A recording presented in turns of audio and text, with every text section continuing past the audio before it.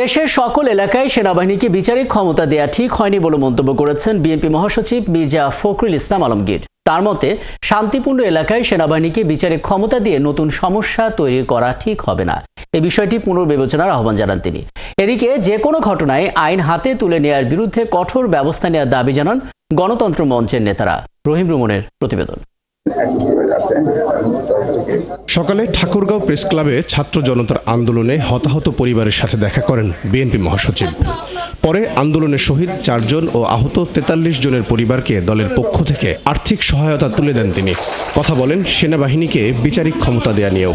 বলেন, দেশের যেসব এলাকায় আইন শৃঙ্খলা পরিস্থিতি খারাপ, শুধু সেসব এলাকায় এই বিচারিক ক্ষমতা দেয়া দরকার। ম্যাজিস্ট্রেসি পাওয়ার আমি মনে করি যে সেই সমস্ত এলাকাতে দেওয়া দরকার যে সমস্ত এলাকাতে নিয়ন্ত্রণের বাইরে চলে গেছে, যেখানে রাজনৈতিক নেতা কর্মীরাই সমস্ত বিষয়গুলোকে নিয়ন্ত্রণ করছেন, সেইখানে এই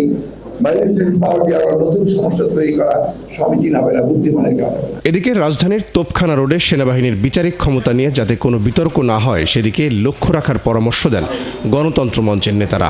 যে কোনো ঘটনায় যারা আইন হাতে তুলে নিচ্ছেন তাদের বিরুদ্ধে কঠোর ব্যবস্থা নেয়ার দাবিও জানান তারা। তারা একটা জিনিস স্টেটমেন্ট দিল না, মব জাস্টিস কাম্য নাই, তাই চলবে না। তারা এরকম ঘটনা যখন ঘটছে ইন্ডিভিজুয়াল কেসেস ধরে ধরে এগুলোর ব্যাপারে সকালে প্রেস ক্লাবে এক সমাবেশে শেখ হাসিনাকে ফিরিয়ে দিতে ভারতের প্রতি আহ্বান জানান বিএনপি নেতারা। ভারত আমাদের বন্ধু, আমরা এটা মনে করি, কিন্তু অন্যায়কারীকে তারা যদি আশ্রয় দেয় তার ছিনিয়ে আনতে কিন্তু এই দেশবাসী একেবারে পরোয়া করবে, সেটা তাদেরকে মনে রাখবে। পরে একই জায়গায় গণমাধ্যমের স্বাধীনতা বিরোধী সকল কালো আইন বাতিল ও সাগররুনি হত্যার বিচারের দাবিতে মিছিল সমাবেশ করেন বাংলাদেশ ফেডারেল সাংবাদিক ইউনিয়ন ও ঢাকা সাংবাদিক ইউনিয়নের নেতারা।